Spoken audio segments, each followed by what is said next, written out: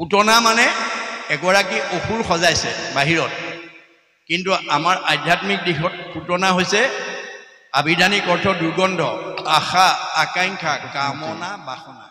তেখেতে ইতিমধ্যে প্ৰকাশ কৰিছে যে ব্যাসৰ মনটো উগুল থুগুল হৈ আছিল, যিহেতু ব্যাসে সেই সময়লৈকে যিমানবোৰ শাস্ত্ৰ ৰচনা কৰিছিলে সেই শাস্ত্ৰবোৰ কেৱল বামানয় শাস্ত্ৰ আছিল। কিন্তু আমি পদত এষাৰ কথা পাইছোঁ, যিষাৰ কথা স্বয়ং নাৰদে ব্যাসক কৈছিলে, কৰিলাহা ভাৰত পুৰাণ অষ্টাদশ, জগততে ব্যাপিল তোমাৰ ইটো যশ। ইয়াত ভাৰত বুলি এটা শব্দ প্ৰকাশ কৰিছে। আমি ভাবিছোঁ, আমি বুজি পাইছোঁ ভাৰত শব্দভাগে মহাভাৰত কাব্যখনৰ কথা প্ৰকাশ কৰিছে। যদি ভাৰত শব্দভাগে মহাভাৰত কাব্যৰ কথা প্ৰকাশ কৰিছে, তেতিয়াহ'লে সেই সময়ত গীতা শাস্ত্ৰভাগো প্ৰকাশ হৈ গৈছে, যিহেতু গীতা শাস্ত্ৰভাগ মহাভাৰত কাব্যখনৰ অন্তৰ্গত। যদি গীতা শাস্ত্ৰভাগ প্ৰকাশ হৈ গৈছে ব্যাসৰ ৰচনাত, তেতিয়াহ'লে ব্যাসৰ মনটো উগুল থুগুল হ'ব নালাগিছিল, যিহেতু গীতা শাস্ত্ৰভাগ নিৰ্গুণ শাস্ত্ৰ। আমাৰ গুৰুজনাই গীতা শাস্ত্ৰভাগক আশ্ৰয় কৰি একশৰণ নাম ধৰ্ম প্ৰচাৰ কৰিছে।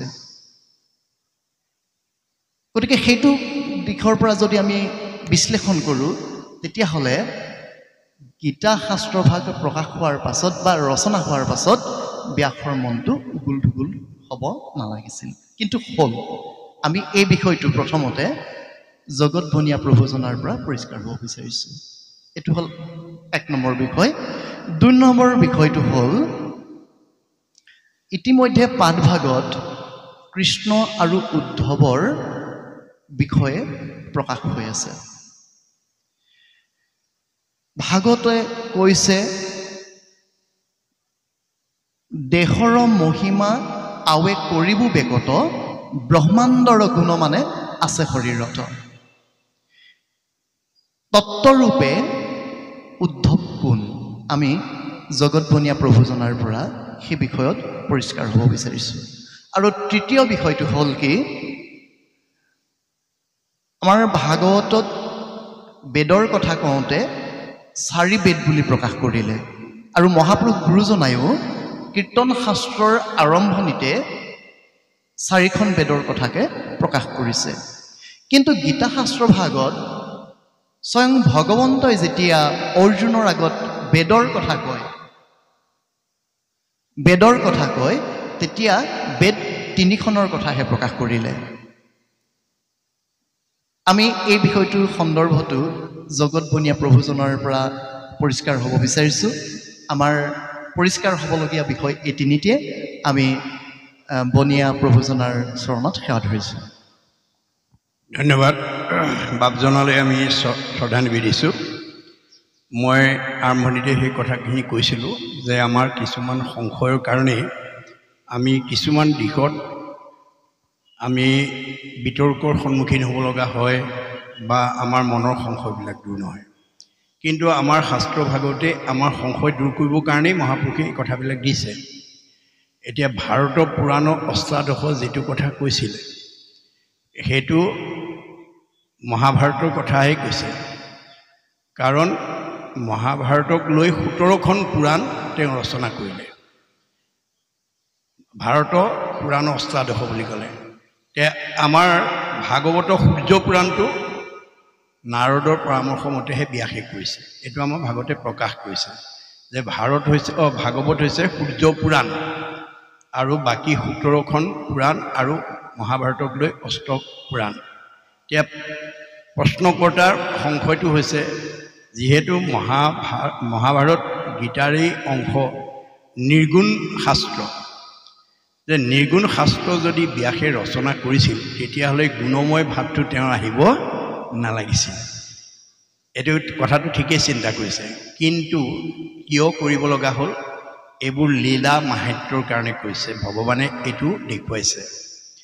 কাৰণ ব্ৰহ্মা যিজন ব্ৰহ্মা সৃষ্টিকৰ্তা ব্ৰহ্মা সংহাৰকৰ্তা শিৱ পালনকৰ্তা বিষ্ণু তেওঁলোকতো ঈশ্বৰৰ আজ্ঞাবাহী ভিত্ৰ তেওঁলোকৰতো মায়া থাকিব নালাগিছিল কিন্তু সেই সৃষ্টিকৰ্তা ব্ৰহ্মা সংহাৰকৰ্তা শিৱও মায়াত পতিত হৈছিল ব্ৰহ্মা আদি কৰি জীৱ যত ৰাম ৰাম ৰাম ৰাম ৰাম মায়া সজ্জাৰ মাজে আছে ঘুমতি অৰ্থাৎ জীৱ মাত্ৰেই মায়াৰ অধীন এই কথাটো কৈছে ব্যাস যদিও বেদজ্ঞ শাস্ত্ৰজ্ঞ যদিও তেওঁ নিৰ্গুণ শাস্ত্ৰ ৰচনা কৰিছে তথাপিও তেওঁ মায়াৰ উদ্ধত নহয় তাৰমানে জীৱ মাত্ৰেই মায়াৰ অধীন কাৰণে তেওঁ সেই অৱস্থাৰ সন্মুখীন হৈছে ব্ৰহ্মাই সৃষ্টি কৰিছে অথচ তেওঁ আকৌ ভগৱানক পৰীক্ষা কৰিবলৈ গৈ মানে স্বীকাৰ কৰিছে যে এইটো মোৰ ভুল হৈছে শিৱয়ো প্ৰথমতে এই মায়াৰ হেৰি চাবলৈ যাওঁতে মানে এই মোহিনী ৰূপ চাবলৈ যাওঁতে ভগৱানে কৈছে তুমিতো গুণাতীত তোমাক জগতৰ লোকে সন্মান কৰে আৰু তুমি যদি মোৰ এই মোহিনী ৰূপত যদি পতিত হৈ যাব লগা হয় জগতেতো তোমাক হাঁহিব তুমি এইটো নচোৱাটো ভাল তেতিয়া কিন্তু শিৱ মায়াৰ অধীন জীৱ যে অহংকাৰ আহি গ'ল অহংকাৰেই মায়া দেই অন্য বস্তু নহয় অহংকাৰেই মায়া খং মায়া জেদ মায়া ক্ৰোধ মায়া ঈৰ্ষা মায়া হিংসা মায়া এইবোৰ চব মায়া দহি আছো মদনকো কিছু শংকা নাই কি কৰিব পাৰে তোমাৰ স্ত্ৰী মায়ে অহংকাৰ কৰি দিলে এতিয়া এওঁক আৰু মানে এতিয়া সংস্কাৰ কৰি নিদিলেতো উপায় নাই ঠিক আছে বহা অকণমান ৰোৱা বুলি কৈ তেওঁ অন্তৰ্ধান হৈ কিছু দূৰত গৈ যেতিয়া মোহিনী ৰূপ ধৰি নাচিব লাগিলে কাষৰ পাৰ্বতীক এৰি থৈ গুচি গ'ল ক'বই নোৱাৰিলে আৰু সেই মোহিনী পিছত দৌৰি ফুৰোঁতে মানে কটিত পিন্ধা বাঘৰ চাল পৰি গ'ল তাকো গম নোপোৱা অৱশেষত যেতিয়া তেওঁ ব্ৰহ্ম ক্ষয় হৈ যেতিয়া চৈতন্য আহিছে তেতিয়া তেওঁ স্বীকাৰ কৰিছে মই ত্ৰিজগতৰ প্ৰতি মূৰব হৈল হেন গতি আনে কোনে থিয় হৈব আঁতৰত যিগোটা ভকতিহীন সি দেখে হৰিক ভিন সবে বন্দী বিষ্ণুৰ মায়াত জীৱ মাত্ৰেই মায়াৰ অধীন আমাৰ গাঁওখনৰ আটাইতকৈ ডিগ্ৰীধাৰী মানুহটো বিদ্যাৱন্ত মানুহ তেওঁতো আৰু কোনো ভুল কৰিবই নালাগে আমাৰ মতে জ্ঞানীজনে কেতিয়াও ভুল কৰিব নালাগে শিক্ষিতজনে কেতিয়াও ভুল কৰিব নালাগে কিন্তু আমি এতিয়া দেখিবলৈ পাইছোঁ বহুত শিক্ষিত জ্ঞানী মানুহেও ডাঙৰ ডাঙৰ ভুল কৰে কাৰণ তেওঁ জীৱ যিহেতু মায়াত আছে অহংকাৰ আছে সেইকাৰণে অহংকাৰে আমাক বিপথে পৰিচালিত কৰে আৰু জীৱ মাত্ৰেই মায়াৰ অধীন সেইকাৰণে ব্যাসে নিৰ্গুণ শাস্ত্ৰ লিখিও মায়াৰ অধীন হ'ব লগা হ'ল দ্বিতীয়তে উদ্ধৱৰ কথা কৈছে উদ্ধৱটো তাত্ত্বিক দিশত আমাৰ যিটো ইংৰাজীত ক'বলৈ গ'লে কিউৰিয়চিটি অফ মাইণ্ড তাৰমানে নজনা কথাটো জানিবৰ কাৰণে যিটো কৌতূহল ভাৱ ঊৰ্ধ্বগামী ভাৱটোৱে হৈছে উদ্ধৱ আমি সদায় নজনা কথাটো জানিবৰ কাৰণে আমাৰ মনটো কৌতূহলী হৈ থাকিব লাগে অনুৰাগী হৈ থাকিব লাগে এই তত্ত্ব দৰ্শনত সেইটোৱে হৈছে আমাৰ উদ্ধৱ মানে বাহিৰত উদ্ধৱক এটা সজাই দেখুৱাইছে কৃষ্ণই বাল্যকালতে বহুত অসুৰক বধ কৰি দেখুৱাইছে গকুলত সেই অসুৰখিনিক যদি কৃষ্ণই বাল্যকালতে বধ কৰি নলয় তেতিয়া 7-8 বছৰ বয়সত তেওঁ গোপীসকলৰ লগত ৰাস কৰিব নোৱাৰিব সেইকাৰণে তেওঁ এইখিনি অসুৰ বধ কৰিছে তাৰ ভিতৰত প্ৰথম অসুৰটো কাক বধ কৰিছে পুতনা মানে এগৰাকী অসুৰ সজাইছে বাহিৰত কিন্তু আমাৰ আধ্যাত্মিক দিশত পুতনা হৈছে আবিধানিক অৰ্থ দুৰ্গন্ধ আশা আকাংক্ষা কামনা বাসনা অৰ্থাৎ আমাৰ মনৰ কামনা বাসনা আশা আকাংক্ষাবিলাকক যেতিয়ালৈকে মাৰিব নোৱাৰিম তেতিয়ালৈকে আমাৰ জীৱত ভক্তি কৰিব নোৱাৰিম আমাৰ কামনা বাসনাবিলাক আমি কিহক লৈ কৰি আছোঁ বাৰু মাধৱদেৱে আমাক আঙুলিয়াই দিছে হৰিষি কেৱলে সঁচা মাত্ৰ ৰাম ৰাম ৰাম ৰাম ৰাম অতান্ত বিনে মিছা যত দেখি শুনি মানে যিটো মিছা তাক আশা কৰি ৰাম ৰাম ৰাম ৰাম ৰাম দুৰাচাৰ ৰম নম ৰস কেন অজ্ঞানে। গতিকে দুৰাচাৰ মনটো যাতে আমি সদাচাৰ বিহীন হৈ দুৰাচাৰ মনৰ কবলত পৰি যাতে কামনা বাসনাতে আবদ্ধ থাকিব নালাগে। গগৈ বাবে মতাৰ পিছতো নাই নাই আজি গ'লে এতিয়া মোৰ ইমান টকা ব্যৱসায়ত লষ্ট হৈ যাব, নোৱাৰিম দে যাব, এইবুলি যদি আপুনি পাৰ্থিৱ ধনৰ ওপৰত গুৰুত্ব দি যদি নাহিলে তেতিয়াহ'লে আপুনি মায়াৰ বশৱৰ্তী হ'ল। কাৰণ আপুনি আজিৰ অনুষ্ঠানটোলৈ নাহি 1 লাখ টকা আপুনি ধৰি লওক উপাৰ্জন কৰিলে ব্যৱসায়ত, মই উদাহৰণৰ কাৰণে কৈছোঁ। কিন্তু গীতাই কৈছে আন যত ধন দেখা খৰচিলে যাই বিঠা, খাইলে দিলে সবে টুটি যায়, নামৰ নাহিকে ক্ষয় লাগে মানে বৃদ্ধি হয়, ভাগ বাতিলেও বাঢ়ি যায়। আমি পাৰ্থিৱ ধন যিবোৰ ঘটিছোঁ দি থাকিলে খাই থাকিলে ঢুকাই যাব, সেইবিলাক একেদৰে নাথাকে। আৰু পাৰ্থিৱ যিবোৰ পকা ঘৰ বনাইছোঁ, গাড়ী মটৰ সম্পত্তি কিনিছোঁ, সেইবিলাক আমি ইয়াত এৰি থৈ যাম, লগত নিব নোৱাৰোঁ। যত দেখা ধন শৰীৰৰ স্বজন, মৰিলে লগে নাযায়। লগত নোযোৱা ধনটোকে যাতে ঘটি থাকিব নালাগে, লগীয়া নহয়। লগত নিব পৰা ধনটো ঘটিলেহে আমাৰ জীৱই ইহকাল পৰকাল শান্তি পাব। পৰকালৰ ধন মাধৱৰ নাম, তাক লোৱা গলে বান্ধি, ঐতো এটিক্ষণে এৰা আলজাল পাছে মৰি বাহা কান্দি। আজি নিমন্ত্ৰণ কৰাৰ পিছতো পৰকালৰ ধন নঘটি এৰি থৈ যোৱা ধন যদি ঘটিলোঁ, আমাৰ জীৱটোৱে পৰকালৰ ধনৰ অভাৱত কান্দিব লাগিব। পিছৰ জন্মত জীৱৰ মৃত্যু নাই, জীৱৰ সংস্কাৰ আৰু গতি আছে। যদি ভাগৱতৰ বেদৰ তত্ত্ব নুবুজি যদি আপুনি সংস্কাৰ হ'ব নোৱাৰে, আপোনাৰ জীৱটো সংসাৰত দুখ ভোগ কৰি থাকিব লাগিব।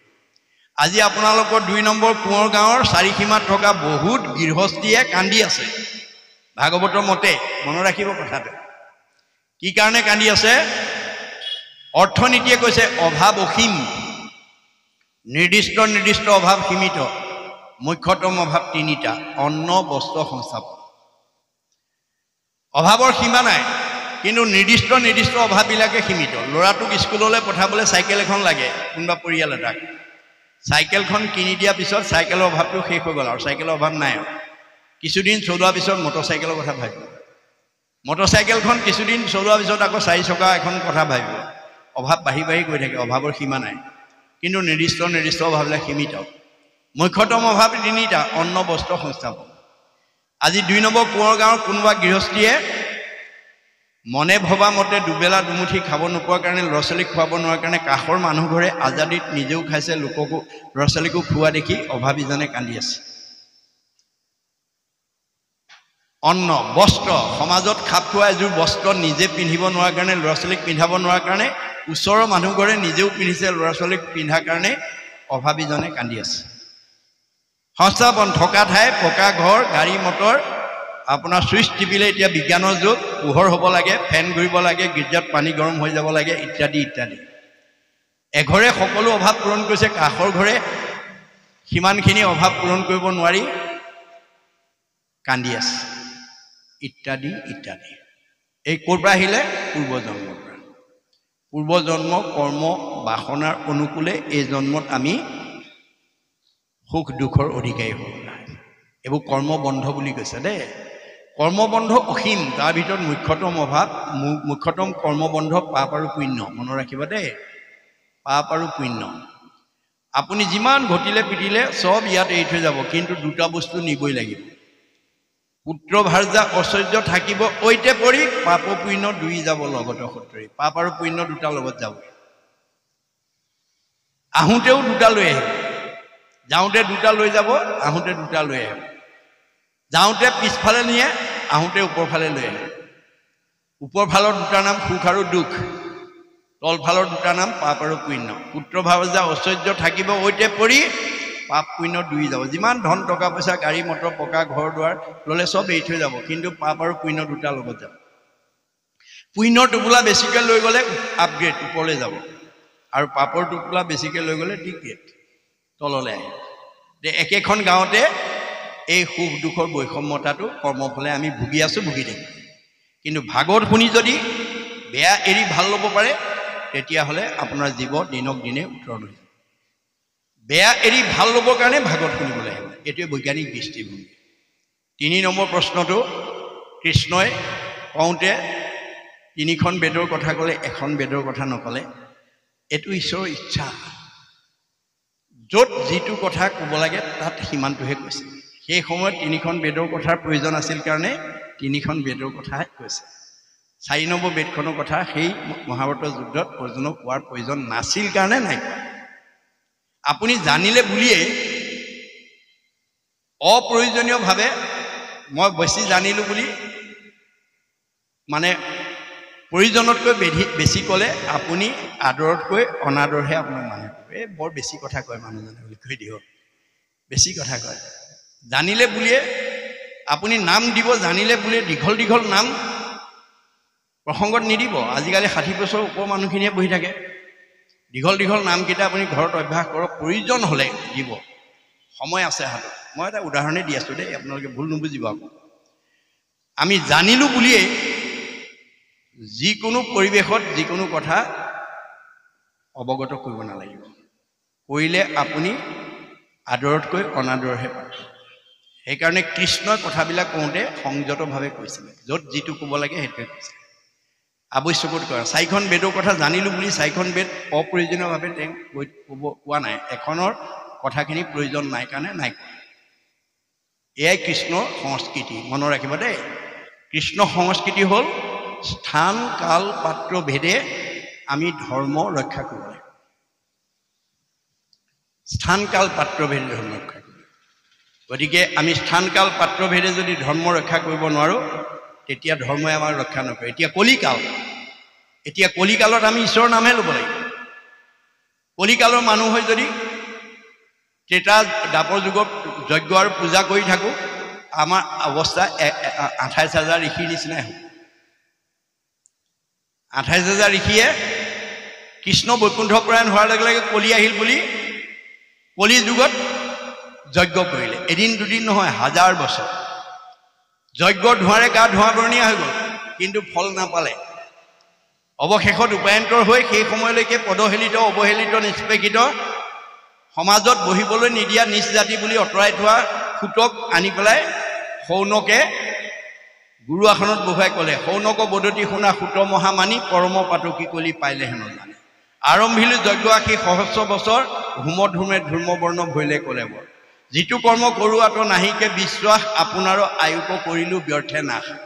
সম্প্ৰতি তুমি খিচিন্তি উপমহাহিত কৰাইক পান কৃষ্ণ চৰিত্ৰ অমৃত। যেতিয়া কলি যুগত কৃষ্ণ বৈকুণ্ঠপৰায়ণত কলি আহিল বুলি যজ্ঞ কৰি গা ধোঁৱা বৰণীয়া হৈ গ'ল, ফল নাপালোঁ। এতিয়া তুমি কৃষ্ণৰ কথা কৈ আমাক উদ্ধাৰ কৰা। 28,000 বেদজ্ঞ ঋষিয়ে যদি গতি নাপালে, আপুনি মই গতি পাম নেকি বাৰু? এই কথা উপলব্ধি কৰিব লাগিব দেই, মনত ৰাখিব। এই কথা উপলব্ধি কৰিব লাগিব। আৰু যুগ ধৰ্মবিলাক আপুনি মই কৰা বস্তু নহয়। যুগ ধৰ্ম ভগৱন্তই যুগে যুগে অৱতাৰ হৈ দেখুৱাই থৈ গৈছে। সত্য যুগত হৰি অৱতাৰ হৈ সত্য যুগৰ মানুহক ক'লে, হেৰা জীৱশ্ৰেষ্ঠ মানুহ, তোমালোকে এই সংসাৰৰ পৰা উদ্ধাৰ হ'বলৈ হ'লে ঈশ্বৰক ধ্যান কৰিবা। সত্য যুগৰ চব মানুহে ধ্যান কৰিছিলে। ত্ৰেতা যুগত ৰাম অৱতাৰ হৈ সকলো মানুহক ক'লে, হেৰা জীৱশ্ৰেষ্ঠ মানুহ, তোমালোকে এই সংসাৰৰ পৰা উদ্ধাৰ হ'বলৈ হ'লে যজ্ঞ কৰিব লাগিব। আৰু দ্বাপৰ যুগত কৃষ্ণ অৱতাৰ হৈ জগতৰ লোকক ক'লে, তোমালোকে পূজা কৰিব লাগিব, পূজা কৰিলেহে সংসাৰৰ পৰা উদ্ধাৰ হ'ব পাৰে। আৰু কলিত কৃষ্ণই শংকৰপে আহি ক'লে, নাম ল'বা, নাম ল'লেহে উদ্ধাৰ হ'ব পাৰে। কলিত শৰীৰ কীৰ্তন বিনাই আওৰ নাহিকে দুজা। কলিত ভগৱানৰ নাম বাদে আৰু দ্বিতীয় ব্যৱস্থা নাই। এতিয়া আমি কলিৰ মানুহ হৈ যদি ত্ৰেতা যুগৰ দ্বাপৰ যুগৰ নিয়ম মতে যদি ধৰ্ম আচৰণ কৰোঁ, ধৰ্ম এবু হতু হন্তি, ধৰ্মই আপোনাক মাৰিবহে, উদ্ধাৰ নকৰে। ধৰ্ম ৰক্ষতি ৰক্ষিত, ধৰ্মক ৰাখিলেহে ধৰ্মই ৰাখিব। গতিকে ধৰ্ম যুগ ধৰ্ম, সত্য যুগে ধ্যান, ত্ৰেতা যুগে যজ্ঞ, দ্বাপৰ যুগত পূজা, কলিত শৰীৰ কীৰ্তন বিনাই আওৰ নাহিকে দুজা। দুজা মানে দ্বিতীয় নিয়ম। দুটা নিয়ম নাছিল। কলি যুগৰ মানুহৰ কাৰণে দুটা নিয়ম নাই। সত্য দ্বাপৰ ত্ৰেতা কলি মানুহৰ কাৰণে দুটা নিয়ম আছে বুলি মহাপুৰুষ মাধৱদেৱে নাম মালিকাত লিখিছে। সত্য যুগে যোগী সবে কৰিয়া সমাধি, যেনমতে পাৱে ফল কৃষ্ণক আৰাধি। তাহাঁতো কৃষ্ণৰ দশ নাম যদি লয়, সমাধিৰ ফল যোগী তেৱেহে পাৱে। সত্য যুগৰ মানুহে ধ্যান কৰিছিল, কিন্তু ধ্যানৰ অন্তত আকৌ 10টা ভগৱন্তৰ নাম ল'লেহে ধ্যানটো পূৰ্ণাংগ হৈছিল। দুটা নিয়ম, ধ্যান আগ নাম পাছ। ত্ৰেতা যুগত যজ্ঞ কৰিছিল, নিয়মে সংযমে চিত্ত সাৱধান কৰি ত্ৰেতা যুগে যজ্ঞ নানাভাৱে যজ্ঞ যজি হৰি মাধৱৰ অষ্টগোটা নামক উচ্চৰে তেৱেহে যজ্ঞৰ ফল পাৱে জানা নৰে। ত্ৰেতা যুগত যজ্ঞ কৰিছিল ভগৱন্তৰ নিৰ্দেশক্ৰমে, কিন্তু যজ্ঞৰ অন্তত 8টা নাম ল'লেহে যজ্ঞটো পূৰ্ণাংগ হৈছিল। দুটা নিয়ম। দাপৰ যুগত নানা তন্ত্ৰে মন্ত্ৰে পূজা কৰে দাপৰত, হৰিৰ দ্বাদশ নাম জপয় সতত, নাম কীৰ্তনে শেষাংগ কৰে পূজাক তেৱেহে পূজাৰ ফল পাৱে জানা তাক। দাপৰ যুগৰ সকলো মানুহে ভগৱানৰ নিৰ্দেশক্ৰমে পূজা কৰিছিল, কিন্তু পূজাৰ অন্তত ভগৱন্তৰ 12টা নাম ল'লেহে পূজাটো পূৰ্ণাংগ হৈছিল। কিন্তু কলি যুগৰ মানুহক ভগৱান মানে অৱতাৰৰূপে মাধৱদেৱে প্ৰশংসা কৰিছে কি বুলি? অধন্য ধন্য কলিৰ লোক কৰমহা ভাগ, সৰ্বধৰ্ম ঠেলি হৰি নাম ভৈলা আগ। কলিৰ মানুহবিলাক ভাগ্যৱান, চব ধৰ্ম ঠেলি নাম ধৰ্মক আগ কৰিলে। কিয়? আন ধৰ্মবিলাক কৃষ্ণৰ লগত গুচি গ'ল বুলি কৈছে। আন ধৰ্ম কৃষ্ণৰ লগতে গুচি গৈলা, এক স্থান হুয়া হৰি নাম মাত্ৰ ৰৈলা। কলিৰ মানুহ তৰিবৰ কাৰণে ভগৱন্তে নামটোহে থৈ গৈছে। সেইকাৰণে নামে তপ নামে জপ নামে যোগ ধ্যান, নামে দান নামে পুণ্য কোটি তীৰ্থ স্নান, নামে ধন জনবন্ধু নামে পিতা মাতা, নামে নিজ সুহৃদ নামে সে গতি দাতা। ইহ পৰ লোকে নাম বিনে গতি নাই, চাৰিও বেদৰ ইহে মুখ্য অভিপ্ৰায়। 4 বেদে নামক ক'লে দেই। হেন জানি নামৰ চৰণ চাপি ধৰা, গৃহতে থাকিয়া সুখে সংসাৰ পাতৰা। কলি যুগৰ মানুহে নামৰ আশ্ৰয় ল'লেহে তৰিব পাৰিব, আনৰ আশ্ৰয় ল'লে তৰিব নোৱাৰিব, অহা যোৱা কৰি থাকিব লাগিব। এইটো যুগ ধৰ্ম। এই আচৰণ মতে যাতে আমি সমাজখনক উঠি অহা প্ৰজন্মক যাতে আগুৱাই নিব পাৰোঁ, তাৰ কাৰণে আমি গুৰুত্ব দিব লাগিব। এতিয়া পৰৱৰ্তী ছেদত আমাক